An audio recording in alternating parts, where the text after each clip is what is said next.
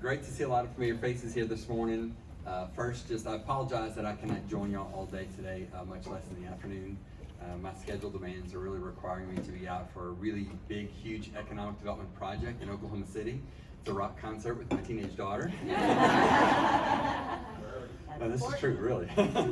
No, I committed this to her quite a while back, and so you don't want to miss those opportunities, right? I'm very fortunate. I was brought to this community by Ron and George. And I tell folks, Frisco is a wonderful community. I lived up here in North Texas many years ago. My wife and I, our first home was in Plano. I don't say that too loud. I'm a graduate of leadership Plano, but I hope that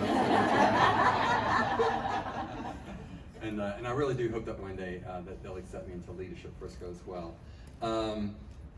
Really, I was blessed though to work for Ron and George. They brought me into the community to really help transform the way economic development works in Frisco. And so everything you heard about the history, that's all true and that's correct. But I want to let you know that they also had a vision of how we can be more proactive around economic development.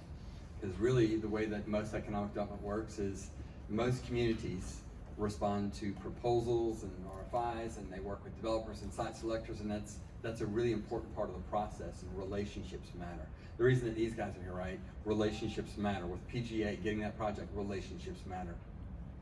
And the way you build relationships is you proactively go and you create those, you foster those.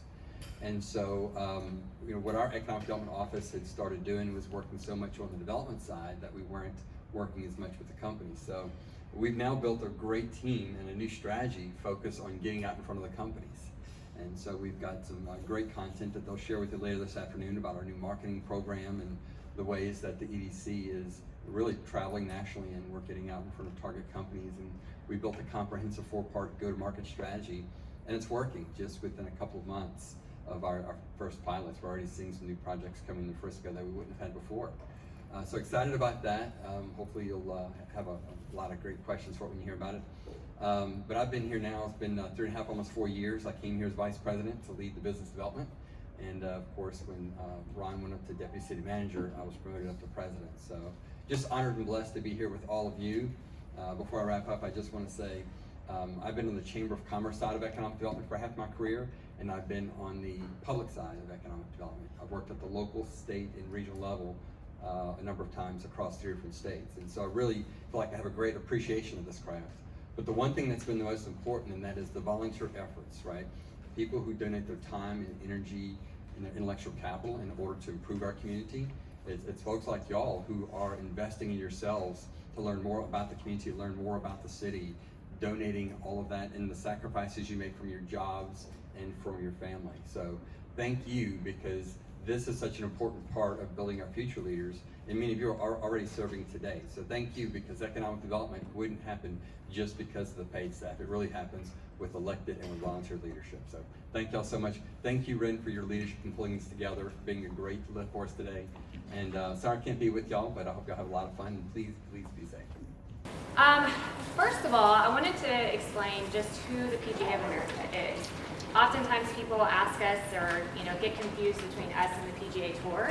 The PGA of America is a professional trade association. It's one of the world's largest sports organizations that represent nearly 28,000 PGA professionals, club professionals that you see, let's just say country clubs, golf tech, Top Golf.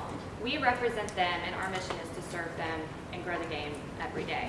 Now the PGA Tour, on the other hand, they represent the professional golf touring athletes.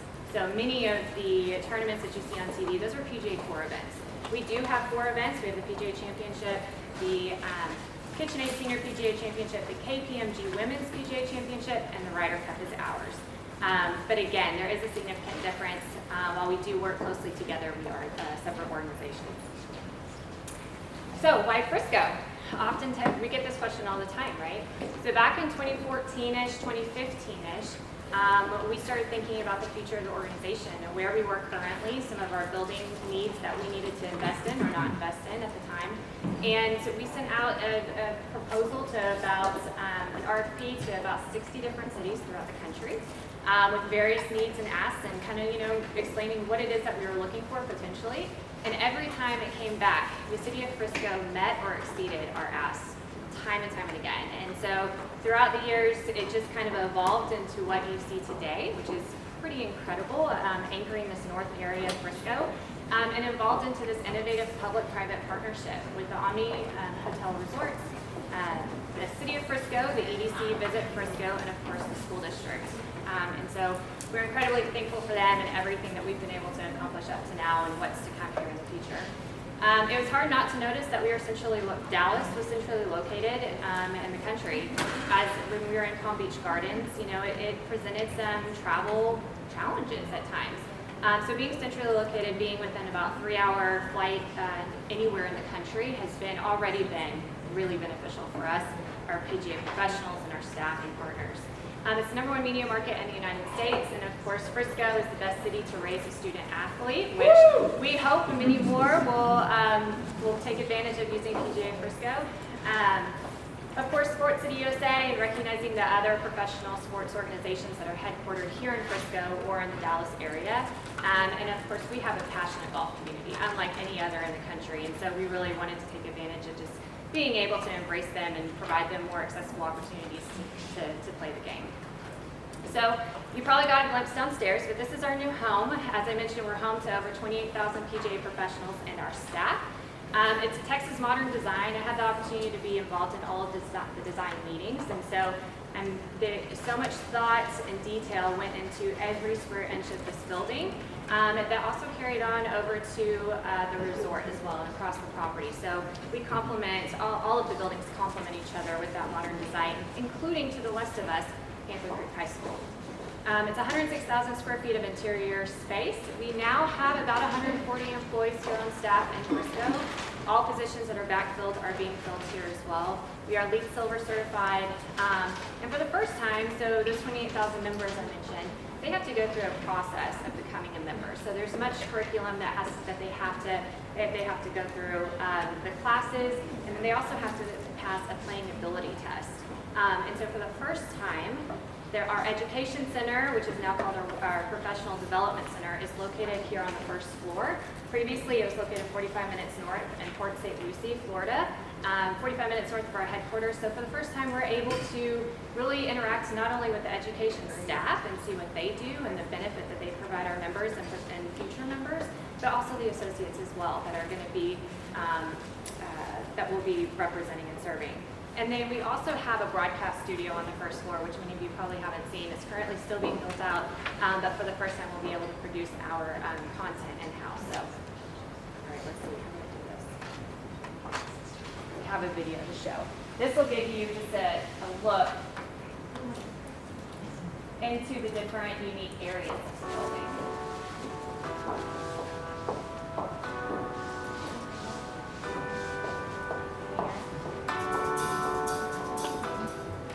Welcome to the new home of the PGA of America. Let me take you on a tour.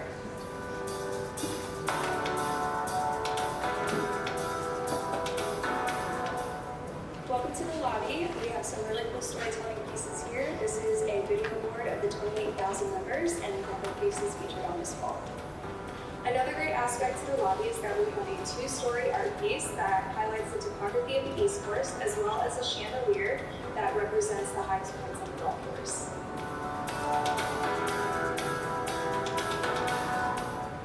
Just off the lobby, we have our hero wall. It highlights prominent PGA members from 1916 until present, and it exemplifies our mission to grow the game. Next to the hero wall, we have our championship gallery, which showcases our 3 major championship trophies, as well as the Ryder Cup. Next, we have the Education Center, which has a chipping green, putting green, and hitting base. Let's go check out my favorite part of the building. This is our putting lab. We have 3 lanes that are completely flat, and then we also have an area where you can putt around and work on breaking putts.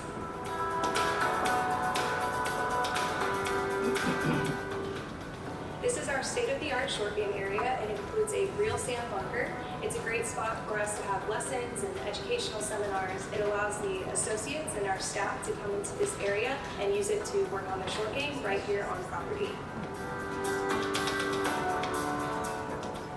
Another great aspect to our education center is that we have indoor simulators as well as indoor to outdoor hitting bays with all the latest technology to make sure that you can hit it your best.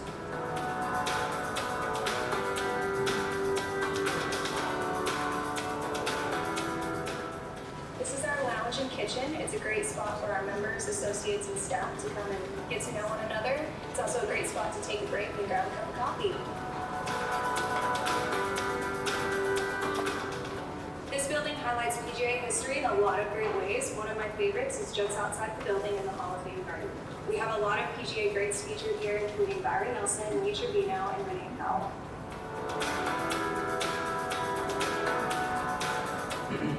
This is the grandstand. It's the centerpiece of the building, and it's a great spot for us to have company announcements, to sit and work, and to really take in the views of the golf courses.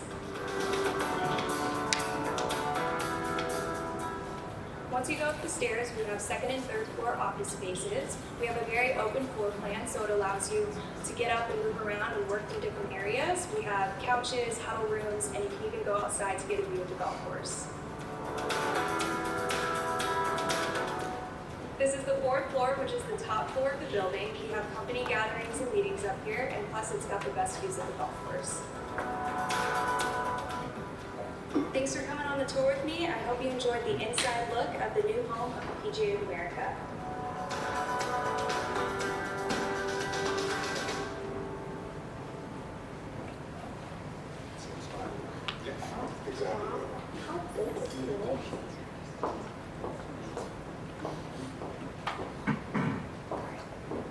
So that gives you just a quick run through of our building and several of the really unique spaces that we've been able to include. So moving on to the PGA Frisco campus as a whole. So we had, as I mentioned, as we were talking to our partners and looking at the future of our organization and what we were able to do, we recognized that this was a transformational opportunity to deliver on our mission to serve the member and grow the game.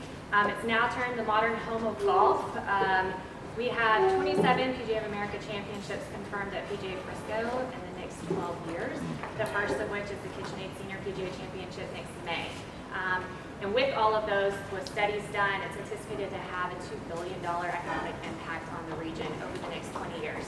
We actually, after talking with the city, we actually anticipate that being a little bit more because of the other events and meetings and travel that will take place in between that, not to mention our associates that will be coming here every year. So Fields Ranch at PGA Frisco, these are our championship golf courses. Fields Ranch East was designed by Gil Hands.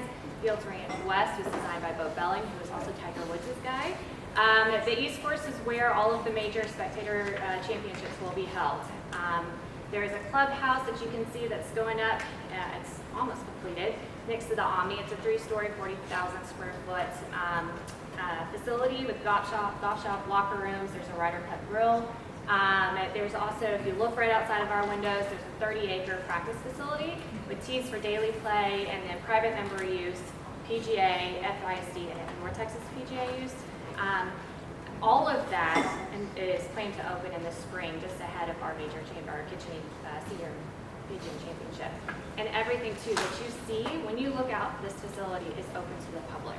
So you'll be able to use the golf courses, the clubhouse, the PGA Retail District, which I'll get into here in a minute. There are a small amount of private memberships that will be available, but otherwise everything is open to the public.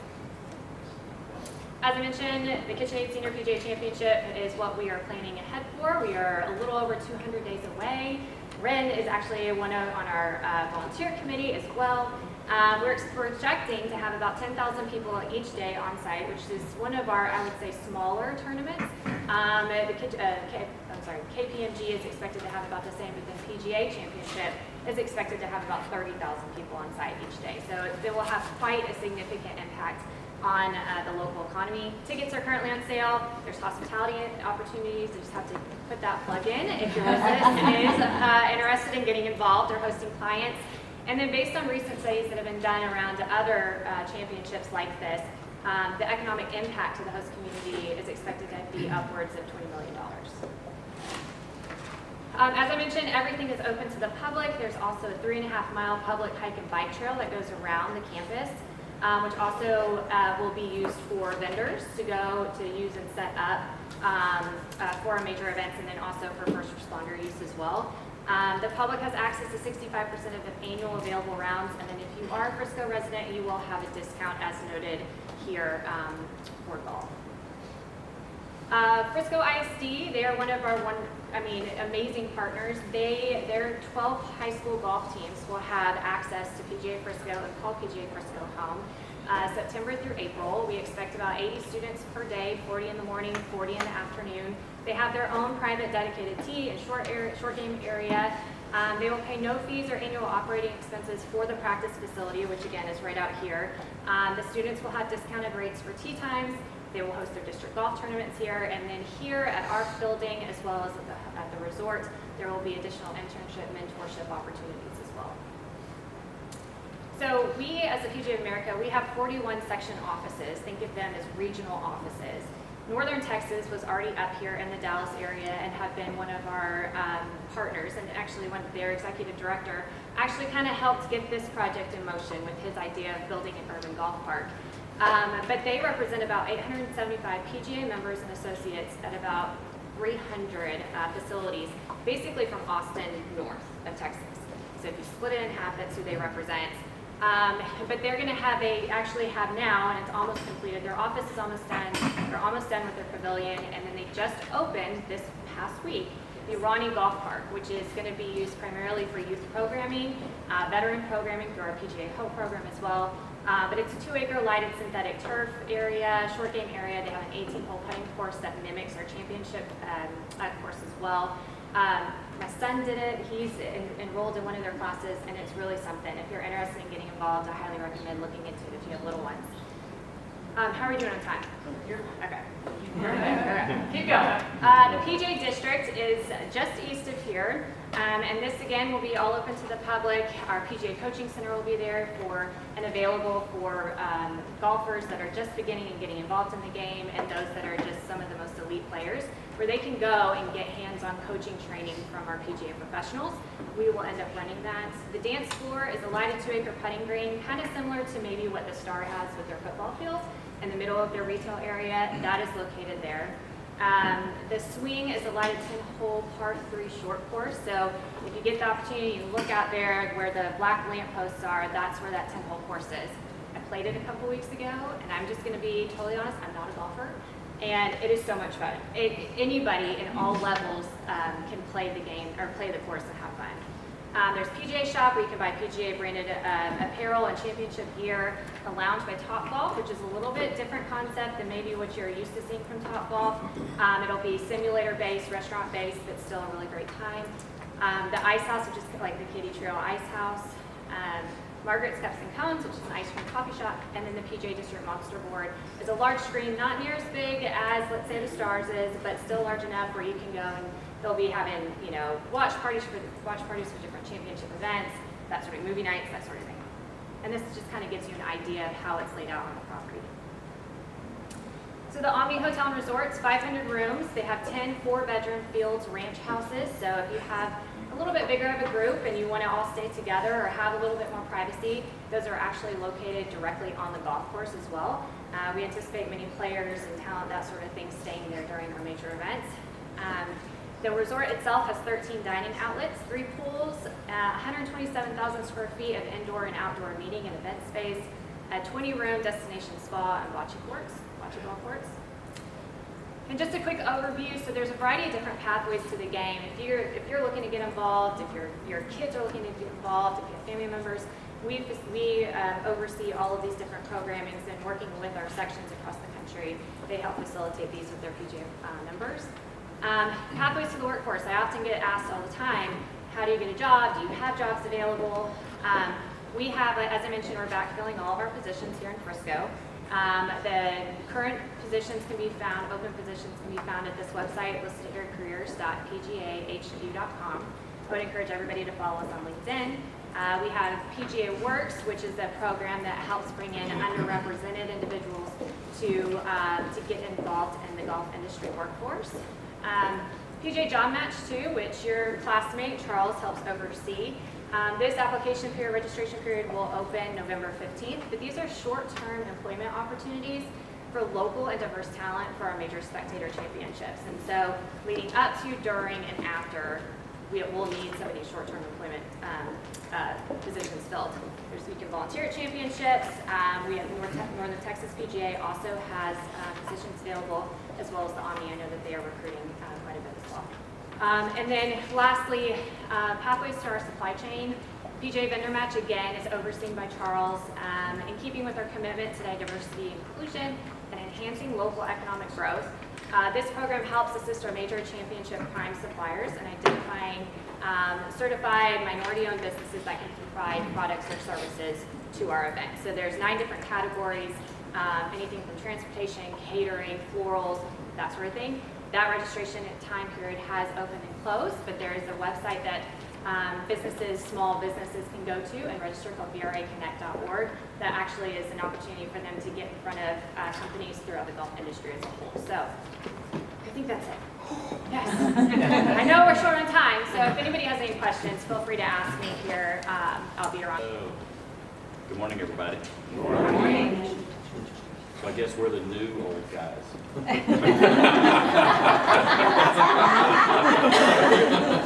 It is? Okay. All right. Where's my word? Oh, Yes, we are. Yes, we are. Is that good? All right. How's Yes. Okay, better in the back. And for Okay. the video, so thank you. that? All right, you got it.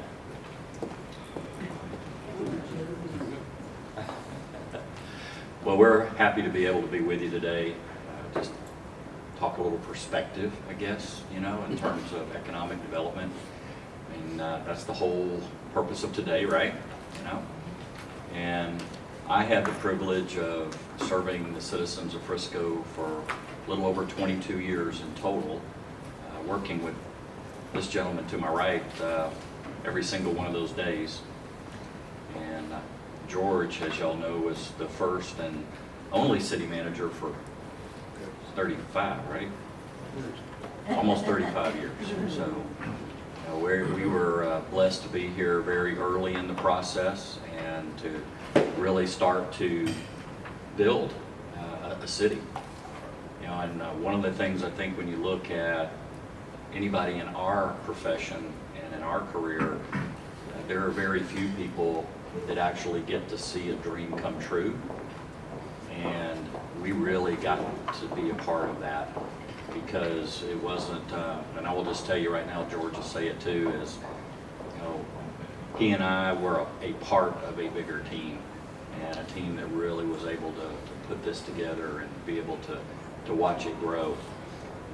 I would say to you that we were blessed with a lot of talented staff. We were blessed with great leadership at the council level.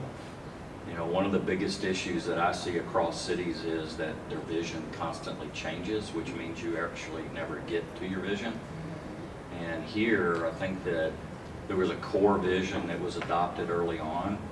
And that core vision, while councils change, they might tweak it, but they didn't throw the baby out with the bathwater and start over. And that's very, very helpful. And I'll tell you that a big part of being able to maintain that vision was the consistency in the leadership with George. Being able to carry that from council to council to council, and to be able to also consistently carry that, not just vision, but also, the game plan, the tactical piece of how do you actually execute the vision forward. So I'll stop right there and I'll let you chime in there on this introduction. No, it's just a privilege to be here, and it's counting how many people are here. I had about 10. This how many employees we had when I got here in '87. So, yeah, it's been quite a change. Didn't seem like it was that long ago. I was the youngest person in the most rooms, and now I've become the oldest person in most rooms. So it's an interesting transition. So I guess I'm glad I'm able to say it both ways. So, it's as Ron was saying, when I got here in '87, there was about 5,000 people in town, and they just adopted their home rule charter in May of 1987, and I got here in November. they had been a strong mayor form of government. And it's interesting, there were Mr. Backus, who was mayor back in the 60s, and that old man disease. I'll think of the other mayor, the spider right here.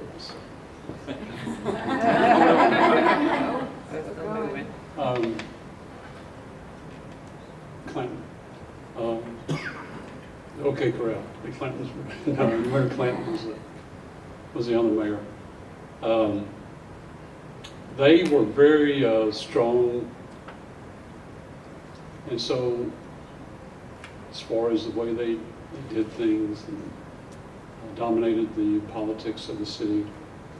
So the mayor and council way back then did an interesting thing when they decided to go to a council manager form of government.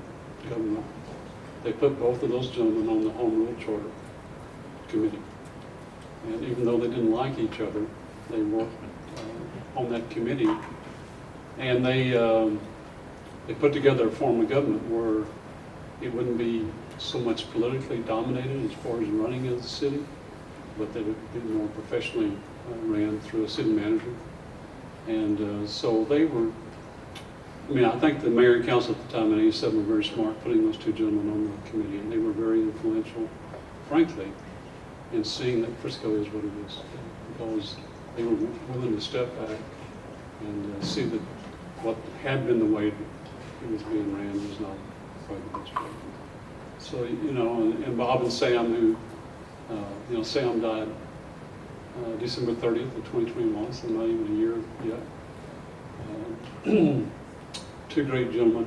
Bob is still, I think Bob's 101? 101. Yeah. And he's living now in San Antonio with his daughter. And so, two great men. Bob was on the city council when I came, and later became mayor. And back in the early, I think he became mayor in maybe '89. Randy Elliott, who was mayor when I got here, lost his job here in town, and so he moved a couple of years after I got here. Bob was appointed mayor by the council, which back then you could still do that, to fill out a partial term. Now you have to hold a special election. But so Bob was appointed interim mayor, and then ran for mayor, and then when the next election came up. And he served 3 full terms. At that time, it was 2-year terms. But I always thought when I went to a meeting and Bob was there, I felt like Frisco didn't have the best city manager, but certainly had the best mayor. And it was always great. He was just, couldn't ask for a better mayor. I mean, just nothing but whatever was best for the city was what he wanted to do. And not just saying it, but actually doing it. And so it really helped lay the foundation for where Frisco is today. So enough about history. Okay, well, one thing I think you should tell them about. So just so you know where you are today, I mean, you're sitting in this gorgeous building, living in a gorgeous city, but when you first got here, how were we financially? Yes, me. Let's see. I hadn't been here maybe a week, and I noticed that we had to pay everything that we ordered. We had to pay cash on delivery. About that time, the auditors came in and gave me the news that they had overspent their revenues by so much today. But back then, it was a whole bunch of money, $200,000, and that the same errors they made in the previous year's budget, and they made in the budget that they adopted in September, right before it came in November. And what happens in city budgeting, you always start with your revenues and then move to your expenses, and you got to make the two match. And but the way they made theirs match back then is they used the sales tax as the wild card. Whatever they came up short, when they took revenues and expenses, they just said, well, we'll get that much more in sales tax, and just wrote that number in. Well, that's not how sales tax comes in. It doesn't it's not what you want to come in. It's like what actually happens in your city. And so that's how they balance the budget every year. So when it came to audit time, that's how come it was so far out of whack. Anyway, I met the finance director, and I said, we got to pay our bills. I said, we're having to pay cash on delivery for everything. She says, we don't have any money. I said, I had looked at the budget and audit and everything. I said, well, it says here we got $40,000 in CDs. I said, cash those in and let's pay our bills. And she said, if I cash those in, we'll be broke. I said, we're already broke. I said, we're pay our bills. So, you know, I started out, had to cut the budget.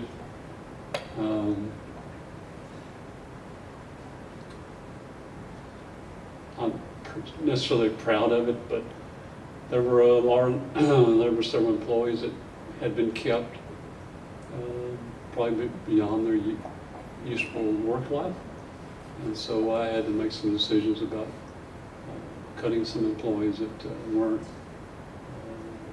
addressing the needs of the city, but just were there basically to collect a paycheck. And it wasn't long that I was called the hatchet man in the newspaper. So, but you know, we turned it around, and we had a balanced budget. Or the first year I was here, I mean, we didn't go in the red. We actually we're in the black, and stayed that way for I guess 34 budget cycles. And from that point forward, balanced. So just to kind of, again, I think that story is really, it's sad on one part, but also a very poignant point to know that's where it started, working in the red to balance budgets from that day forward. You know, and a big piece of that is the fact of the economic development. You know, what allowed the community to generate the funds it needed to develop and grow and build the infrastructure that's needed to support any city. And so, you know, that kind of gets back to, I've been asked before, what do you think are the top things that really kind of set Frisco on its path? And, you know, I will tell you, in my opinion, you know, one of those was the fact that the mall, you know, landing the mall, and then adding on top of the mall in that area a tax increment reinvestment zone, which was our first one.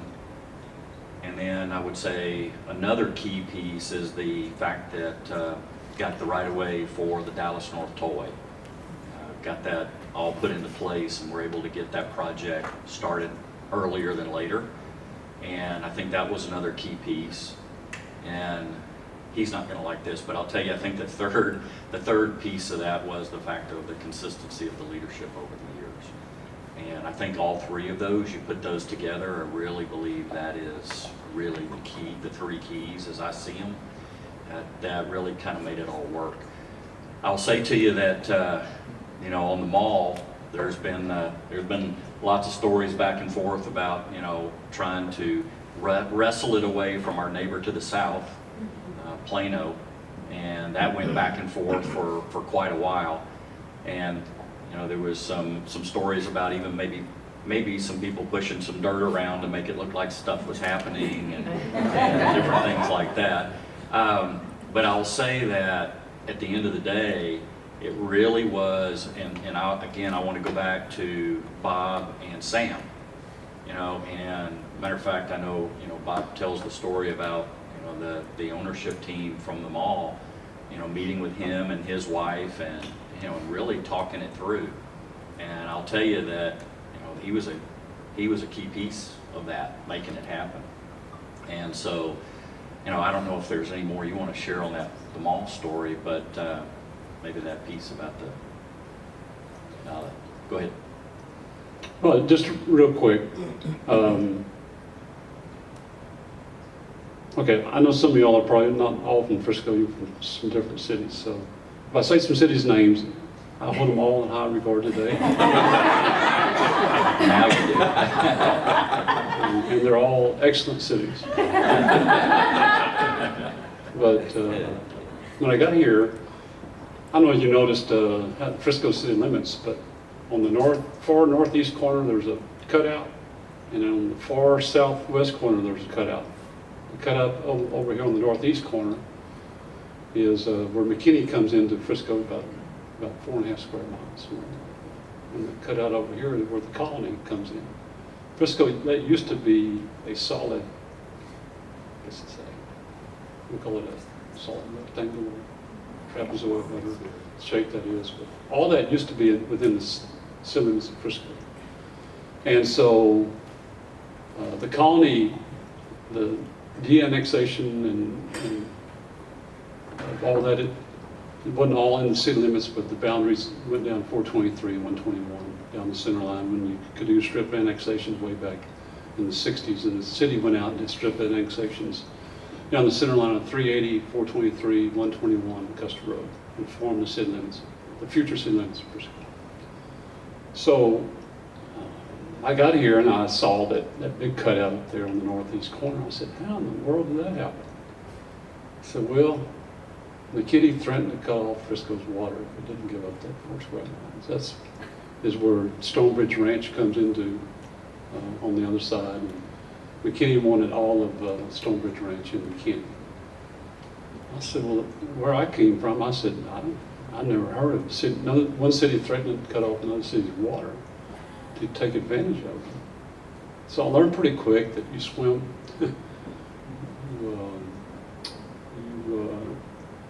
you swam with sharks up here, and great white sharks, and that eat you whole.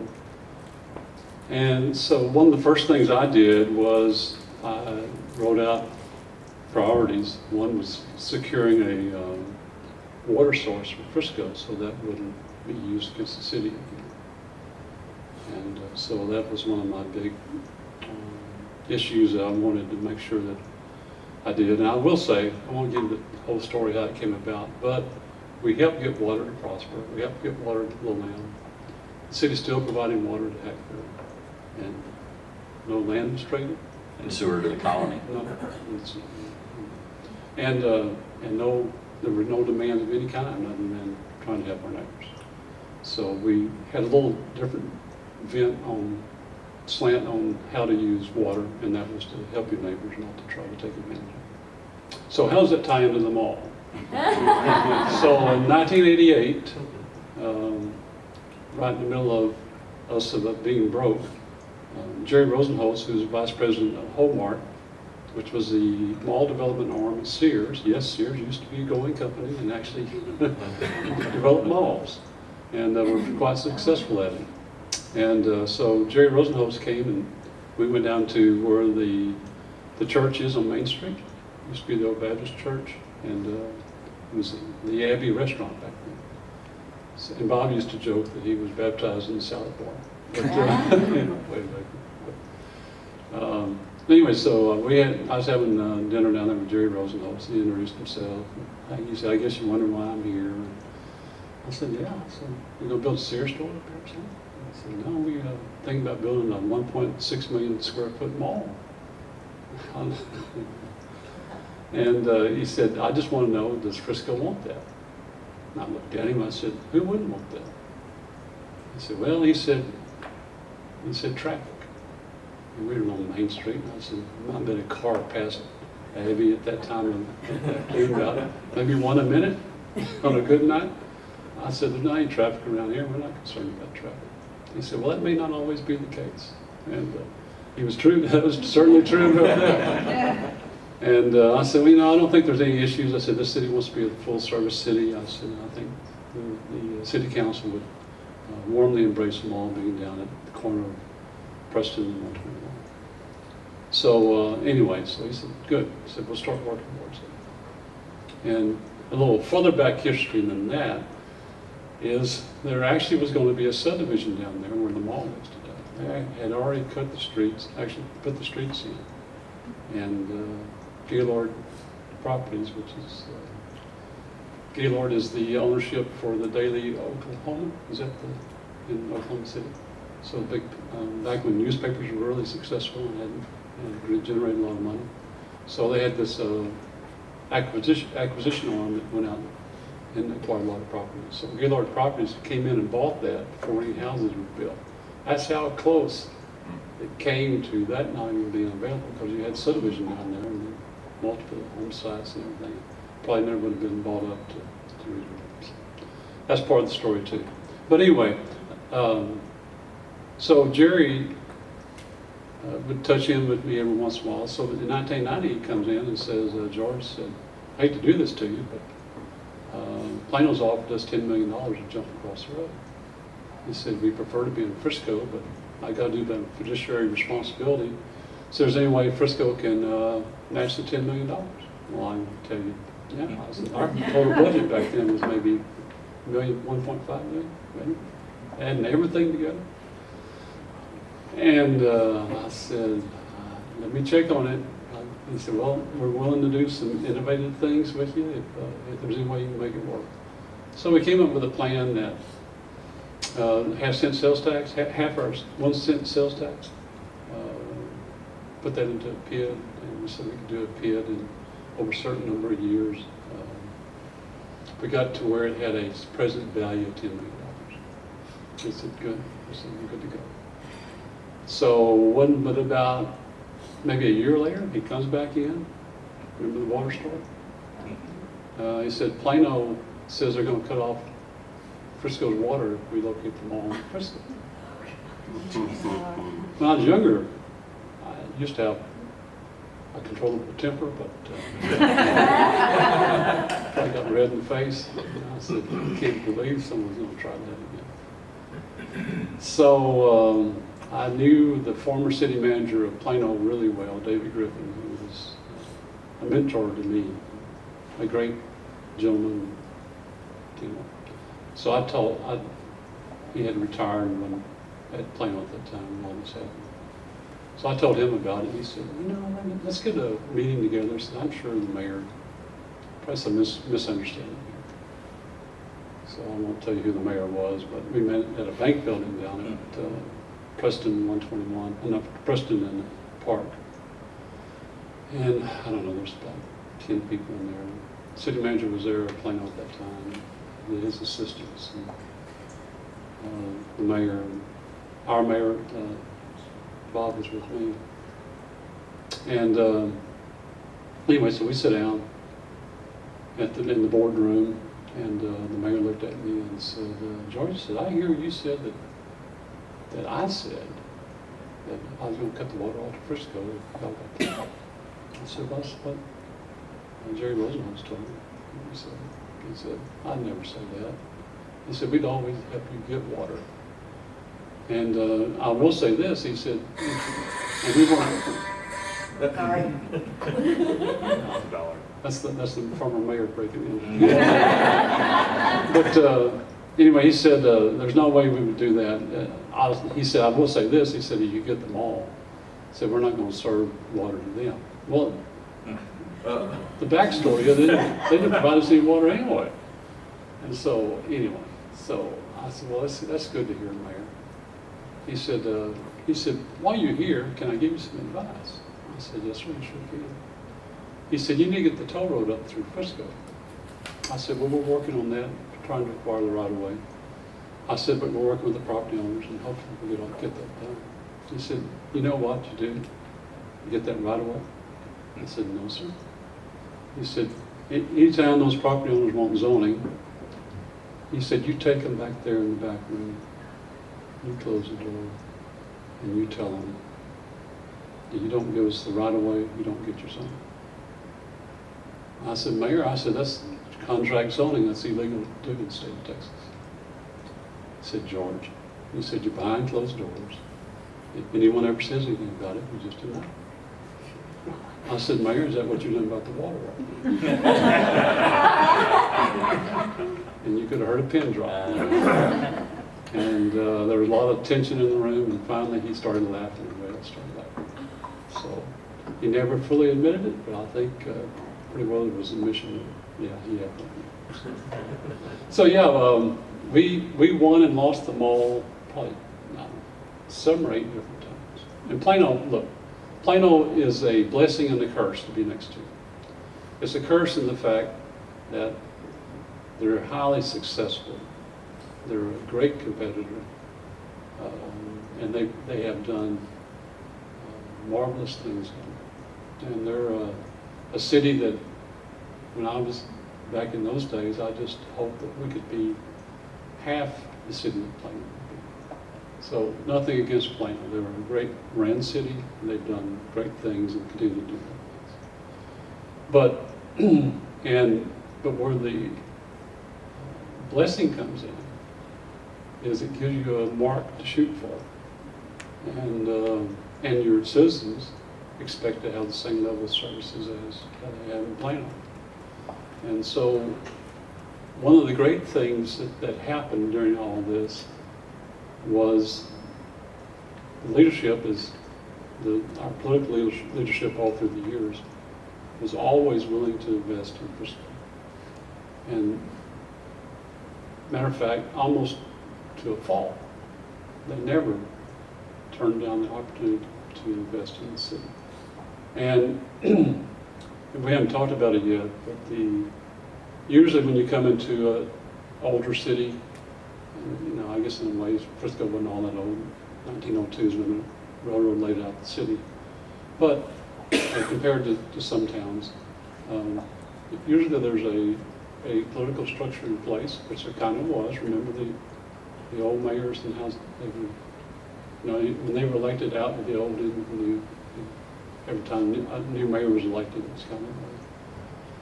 But they chose to change the way things were done back in 1987. So the other thing that really helped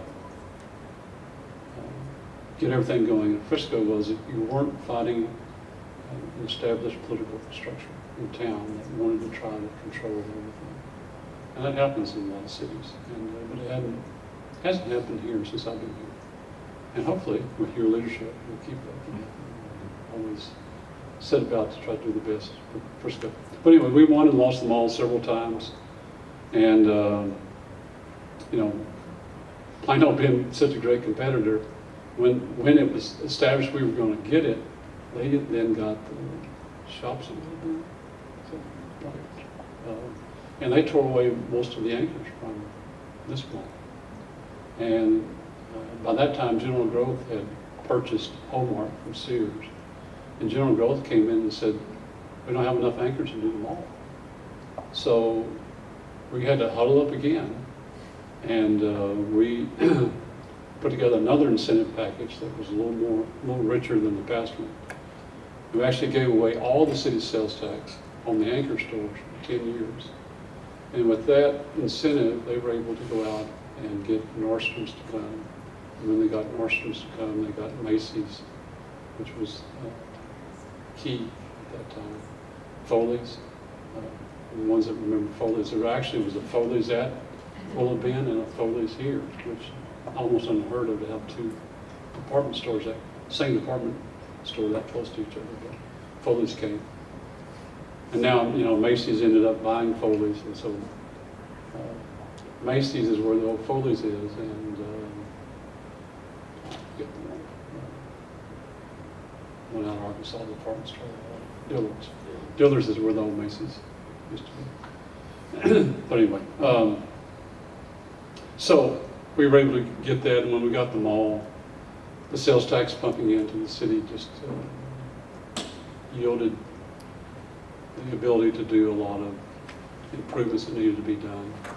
I guess one side story to all that, when Gaylord Properties was putting in we did a deal with Gaylord Properties that owned 740 acres down there that makes up Frisco Bridges.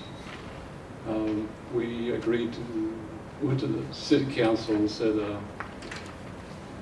I think we need to go ahead and put it in the streets, even though the mall, even though they said they're going to come if they could get the anchors, they still hadn't secured all the anchors yet.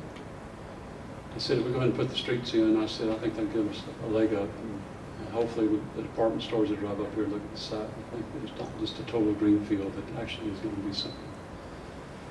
And it doesn't sound like much money today, and I can't believe we built all this for $8 million back then. We built Gaylord Parkway. You can name Gaylord, I can the word Gaylord's on there. It's the city's favorite to Gaylord. They didn't ask for it, but we just thought without them we would have never got all that. So we named Gaylord Parkway. Built those 6 lanes all the way from Preston over to what is, the toll road. Built Warren Parkway all the way from Preston to toll road. And we built Parkwood from where you see the elevated storage tank all the way down to 121. And then Gaylord Properties agreed to spend the money that we're going to spend on putting in the median enhancements where you see the paved stone and all the medians, putting in the park, and the Longhorn display down there at the park.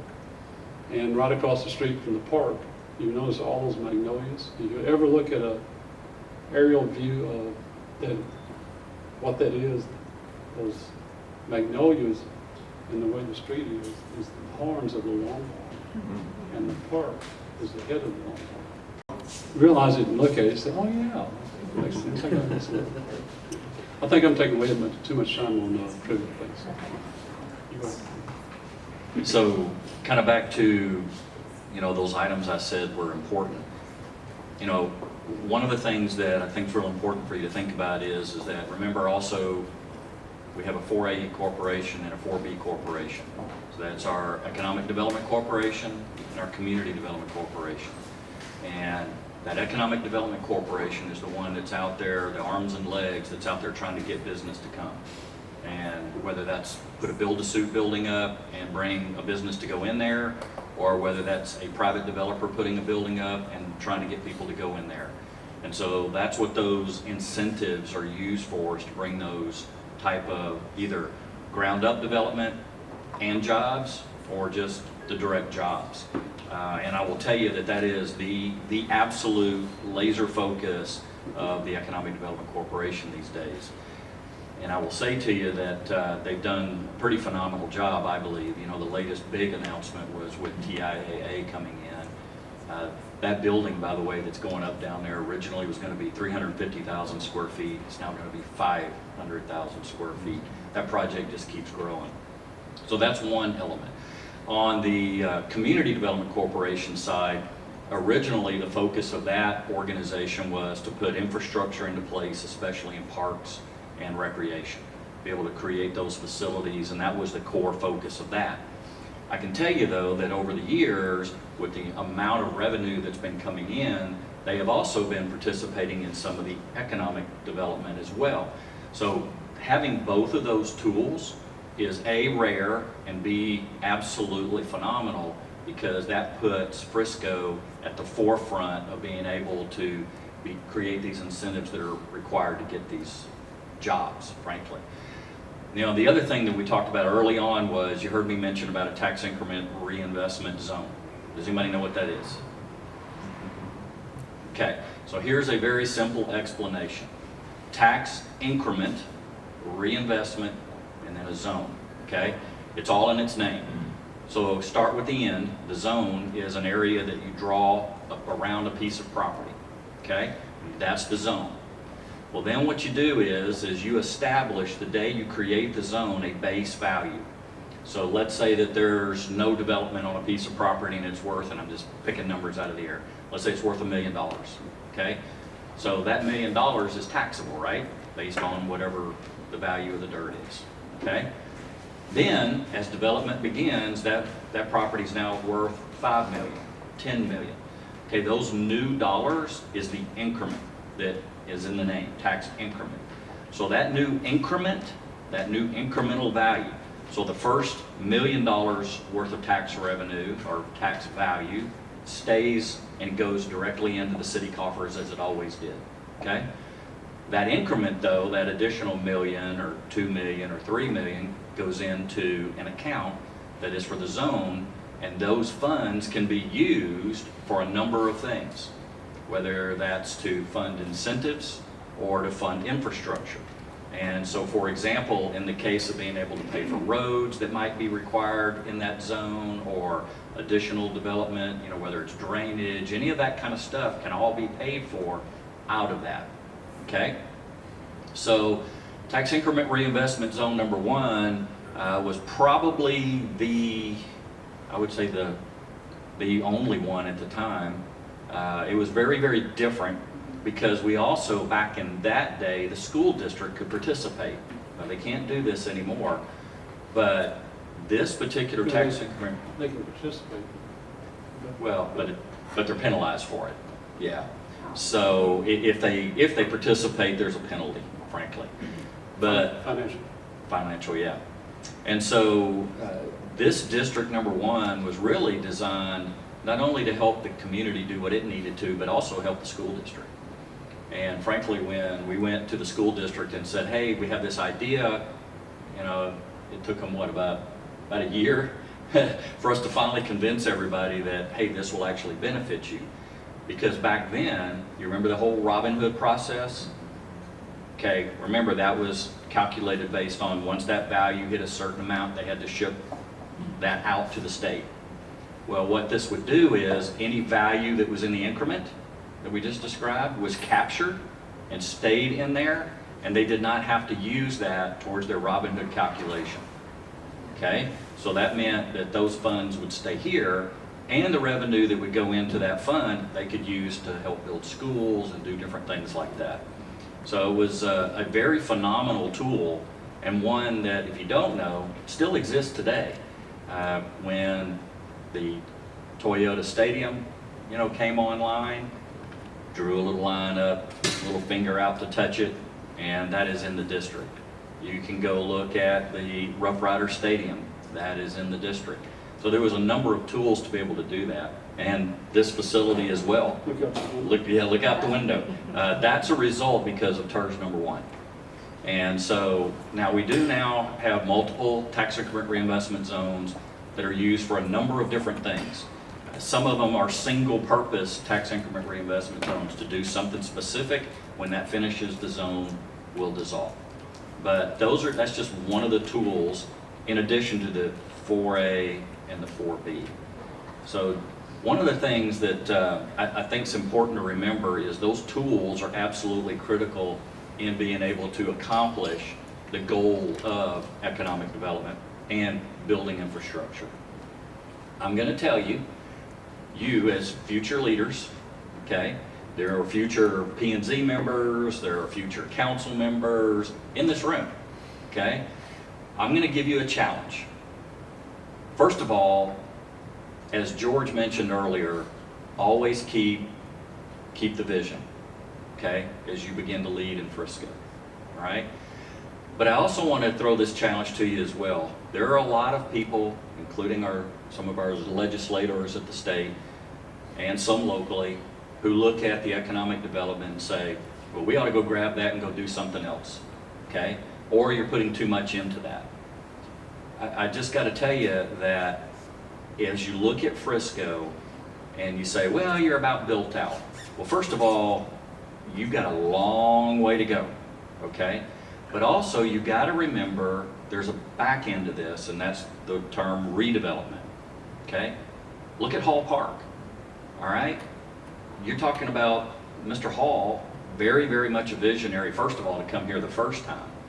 But now to take down buildings that are less than, I mean, very, very valuable, but take down buildings that were less than 12 years old, take those down, create density and go vertical.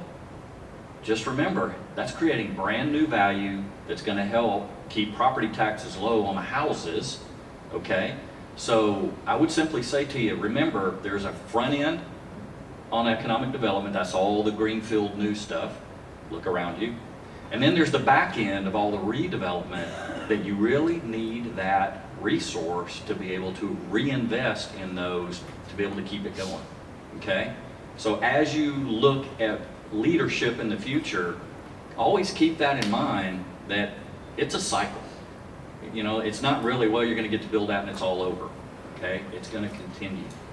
It doesn't mean that you might be able to do some things a little different when you get to that and redevelopment slows a little bit. Yes, you're going to make changes, but the idea of throwing it out is probably not a good idea. My advice anyway, okay? That said, well, you got anything you want to add to that? I think the real challenge in any city, especially a city that's a suburb, is, and you see it being repeated now in Solano and Prosper, and all the way up to Melissa, Anna, Forney, Aledo, out west of Fort Worth, Waxahachie, Cleveland, Burleson. They're shooting stars. And you see one serpent real bright, goes up in the sky, gets real high. It's like it's the highest thing there. Maybe that could be close to what Frisco is today. How do you keep that burning and it doesn't fade out and start falling back down to earth? And that's what Ron is alluding to with EDC and the Community Development Corporation, to keep pumping money into the real, what we have always tried to figure out around here is, what is the secret sauce that keeps a city vibrant and people wanting to keep reinvesting in it? Because when people stop reinvesting in the city, that's when it starts fading, in my opinion. Now, this is just mine. I think there's a science book on this, but that's my opinion. So, and one of the reasons why, people say, well, why did you do so many sports deals? Well, they happened at the time, and it just, at the time, the council, we did the Superdrome, which most y'all haven't even heard of it. They had a velodrome here for a while. It was an Olympic training area for circuit track riders. Track bikes. Where the guys get up on top and maybe go like 2 miles an hour, and then all of a sudden they take off down the slope. So we did that with EDS way back when. You can tell the story. Well, let me tell you the one that's most important. The school district. There's nothing more important to the future of Frisco than the Frisco ISD, Prosper ISD, even Louisville ISD comes in for, I think that's all. But for right now, let's talk about Frisco ISD. Without the school district, let's be frank about it, probably a lot of y'all wouldn't be sitting here today if Frisco didn't have good schools. And so the school district is so important, and they need people's support. And to get political here just for a second, the state's doing the school district no favor with the vouchers. And the reason why I say that is, there's nothing wrong with the private schools, but the private schools aren't required to take everyone. And there's so many people with special needs and other issues that go in the school district. To take that money away from public schools is just, I don't think it's it is long-term vision, unless you want public schools to really go down and down and down. And I think that would be a crying shame if that happens. And so hopefully, turn political here just for a second, so please support the school districts. They need your help. And you get to know the folks there. They're good folks, trying to do the very best they can. And it doesn't mean that doesn't need to be a debate and everything else, but they certainly don't need to have money taken away from them. They need more money to do the job. And they have been front and center with Frisco. I asked, remember David Griffin, I asked Mr. Griffin, I said, what's the secret to a city growing? He said, well, location, location, location, and then schools, schools, schools. And location and school districts together, you've got them together, you get something like Frisco, and especially if there's the support there for the school districts. So we always tried to do everything we could to help the school district, and hopefully that will continue to be the case with your leadership. So. Sure. Very quick, guys. Maybe a couple questions. Maybe watching your time closely. I just have a question. So what the skills, the capabilities, the secret sauce to launch the shining star versus to keep the shining star? So how do you have to evolve or change from that growth phase to the sustainability or the redevelopment phase? Well, I will give you, I'll go back to what I said a little while ago. I think that if you've built a base that can continue to generate revenue that you reinvest, It's that reinvestment piece that keeps it going and keeps it fresh. That's also being able to, let's go back to Mr. Hall example. Being able to take down the old, put up the new. And also, I would simply say that you got to stop the thinking of, okay, I'm out here and I've got all this greenfield stuff, and ignore what's happening on the other end. Frankly, look at the city. South moving north, right? So new development's still up here.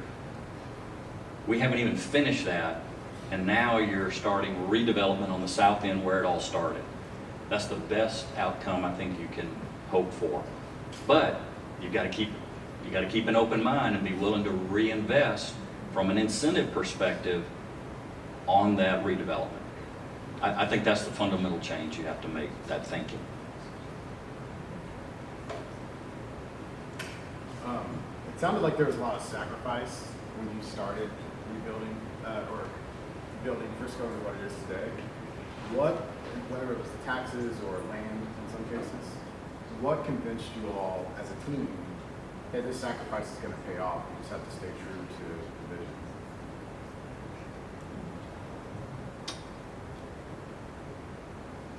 Tell the story real quick. So, you may have heard this, and I was down in Columbus, Texas, and Columbus, Texas is a great city. It was actually one of the original cities founded by Stephen F. Austin back in 1823, I believe.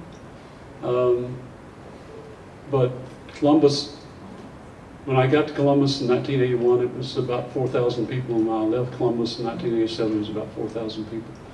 And it's still about 4,000 people today. Oh, wow. And it's great to go to a city like that and know where true north is. And I had a desire to come to a city that had growth potential. And my wife and I took out a map with the Metroplex way back in the summer of 1987, and we kind of, I was landed on Frisco for some reason, and I told my wife if Frisco ever came open, I was going to apply for the city manager's job. And then we prayed that night that God would lead us to a city with growth potential. I say that because I don't know where in the world I could have gone. Anywhere in the United States that had more growth potential than Frisco, but at the time I'm not sure a lot of people thought that. So you've just got to have the mindset, in my opinion, that you're in the right location, but you've got to have a attitude that for high standards, but at the same time that you're supportive of growth and supportive of going out and working with people and not being so highbrow that you say, well, I don't want to work with them, I want to work with these, but be open to working with folks that come in, but also be selective about the ones you provide, if you think you need to provide incentives, who you provide incentives to. But I just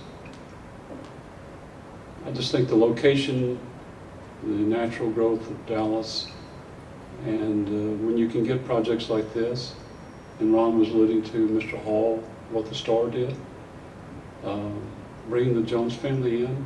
Football, yeah, was great, but that is a great business family, and they do very good things.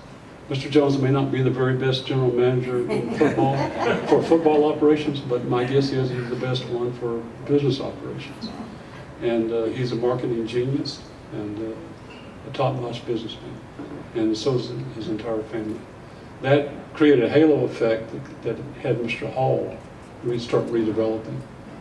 Mayor Cheney says, and I believe that this is true, that this project is a halo effect now for North Frisco. And you're going to get a lot higher quality development now that this is here than what, it would have been good quality before, but this has brought it up, in my opinion, to another level. I want to add one quick thing. The part of the investment is also, George just touched on it, it's also who you partner with and how you partner. Quick example. Remember the tollway discussion he had earlier and the advice he got? Thank God he didn't listen to it.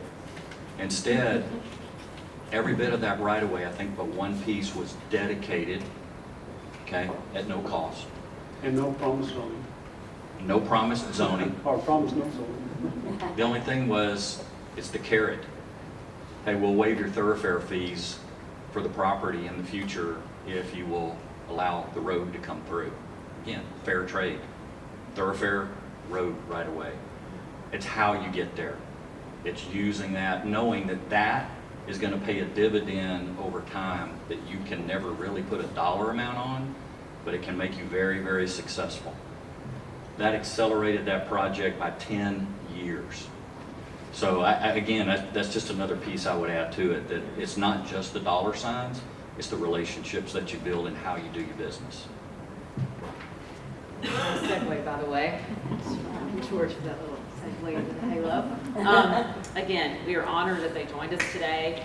So blessed that they were here.